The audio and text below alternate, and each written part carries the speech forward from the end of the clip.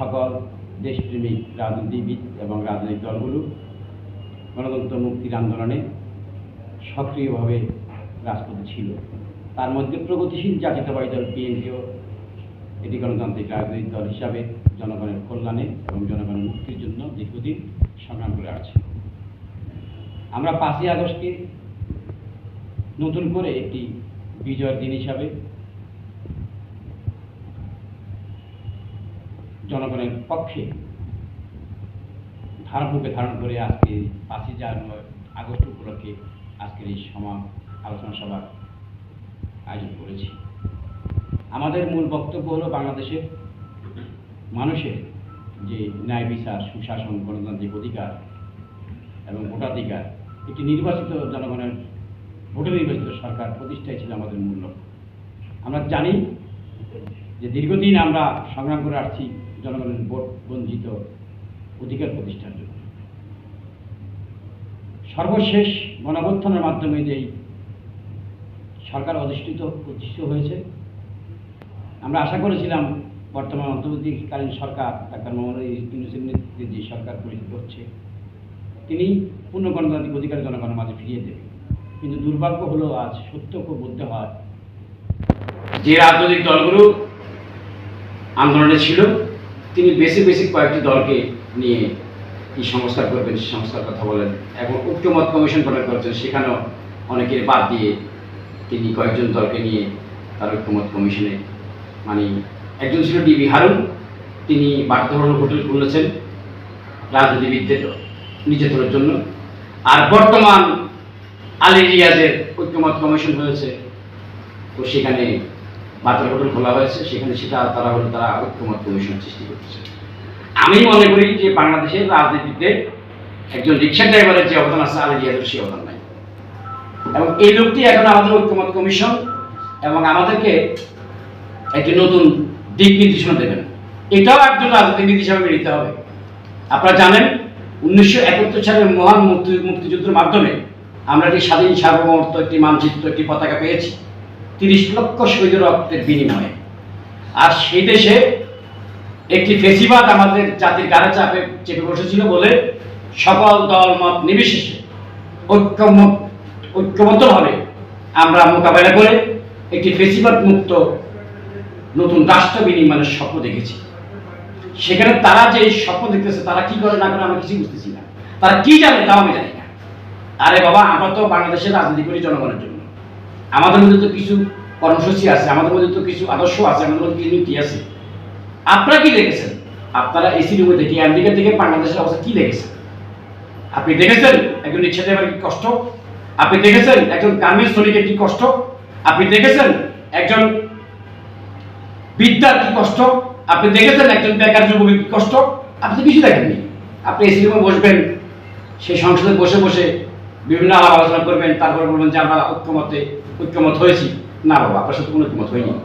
ঐক্যমত হবে তাদের সাথে যারা এই জুলাই বিপ্লবে এই কৃষক, শ্রমিক, মেহনতি জনতা নিজের বুকের তাজা রক্ত ঢেলে দিয়েছিল আবু সাইদের মতো একজন বীর মহাবীর, যে নিজের জীবনকে উৎসর্গ দিয়ে আপনাদের একটি নতুন রাষ্ট্র দিয়েছে। এমএ আলিমের মতো একজন বীর, যে তার বুকের তাজা রক্ত দিয়ে আপনাদের একটি গণতান্ত্রিক রাষ্ট্র বিনির্মাণের জন্য স্বপ্ন দেখিয়েছে। যে টিএম কামরুল হাসান গুলি খেয়ে জীবনের সাথে যুদ্ধ করে একটি দেশ উপহার দিয়েছে তার সাথে। কিন্তু আপনারা কারা? আপনারা পিএমপিকে বাদ দিয়ে যে ঐক্যমত কমিশন করেছেন বা যে আলোচনার টেবিলে আপনারা বসিয়েছেন, সেটা তো আমাদের কাছে, জনগণের কাছে এটা একটা হাস্যকর, এটা তামাশা। জনগণের সাথে, শরীরের সাথে, রক্তের সাথে বেমারি করা। ডাক্তার মোহাম্মদ ইউনূসের কাছে আমি আশা করেছিলাম যে তিনি হয়তো অনেক শিক্ষা দীক্ষায় জ্ঞানে মহাজ্ঞানী, কিন্তু আমাদের মধ্যে এই ধরনের জ্ঞান একটু আশা করি না। আমি ডাক্তার ইউনূস সাহেবকে বলবো যে আজকের এই দিনটি যেন বাংলাদেশের প্রত্যেকটি নাগরিকের মৌলিক অধিকার, গণতান্ত্রিক অধিকার, সুবিচার, সুশাসন প্রতিষ্ঠা হয়, তার জন্য আপনারা পদক্ষেপ নেওয়া। আমাদের কাছে কিছু কর্মসূচি আছে, যে কর্মসূচির মাধ্যমে আপনাকে রক্ষা করা সম্ভব, কিন্তু আপনি তো আমাদের নাই। আপনি সেদিন একটা 5ই আগস্টের যেই সনদ ঘোষণার উদ্যোগ নিয়েছিলেন, সেখানে আপনি বিভিন্ন রাজনৈতিক দলের নেতাদের নিয়ে বসিয়ে রেখেছেন আপনার সামনে। আরে বাবা, আপনার কি অবদান আছে? আপনার কি অবদান আছে চাকরি জানতে চান? সেখানে মঈন খান এই বয়সও সে জনগণের কল্যাণের জন্য রাজপথে ছিল। মির্জা আব্বাস মতো বৃষ্টিতে ভিজলো। আপনি যেটা বুঝাতে চাচ্ছেন জনগণ সেটা মেনে নেবে না।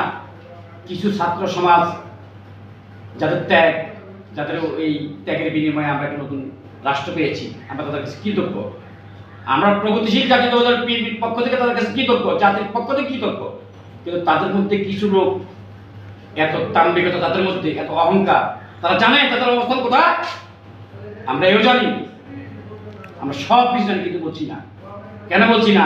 সময় হলে সব বলে দেবো, পাই করে বলে দেবো কার কোথায় কোন অবদান আছে, কে কার হলো, কে কোথা থেকে উত্থাপন হয়েছে, কার কোথা থেকে উৎপত্তি হচ্ছে, সে সব কিছু বলে দেবো। তবে আমি আশা করব এই জুলাই বিপ্লবের 5ই আগস্টের বিজয় অনুধাবন করে যেন বাংলাদেশের 18 কোটি মানুষ ঐক্যবদ্ধভাবে এটি গণতান্ত্রিক রাষ্ট্র বিনির্মাণ করতে পারে। এটি জনগণের নির্বাচিত সরকারের মাধ্যমে আগামী সেই জুলাই সনদ পাশ হবে। যদি আপনারা নিজেরা কিছু করতে চান, আপনারা জানেন যে সংবিধান মানেন না, যে সংবিধান থেকে আপনি শপথ গ্রহণ করেছেন সেই সংবিধানের সমর্থন করেন। সংবিধান পরিবর্তন করবে, তবে সেটি সংসদ করবে, সেই সংসদ হবে জনগণের নির্বাচিত সংসদ। আপনার বর্তমান নির্বাচন কমিশনের কাছে আমি আহ্বান করব, আপনি সিদ্ধান্ত নেবেন। আপনি জানেন যে অতীতে নির্বাচন কমিশনও জুতা পেটে খেয়েছে, তাদের মালায় জুতার মালা, তাদের গলায় জুতার মালা দিয়েছে জনগণ। আপনি সিদ্ধান্ত নেন জনগণের জুতার মালা নেবেন না জনগণের ভালোবাসা নেবেন। আপনি কিন্তু কিছু কর্মকাণ্ড আমরা লক্ষ্য করছি। মেহরবানি করে আপনার কাছে অনুরোধ করবো, প্রত্যেকটি নাগরিক নির্বাচনের সুযোগ আপনাকে দিতে হবে, প্রত্যেকটি রাজনৈতিক দলের নির্বাচনের সুযোগ আপনাকে দিতে হবে। যদি তার থেকে আপনি দূরে সরে যান, তাহলে জনগণের কাছে হয়তো আপনি একদিন তার জবাবদিহি করতে হবে।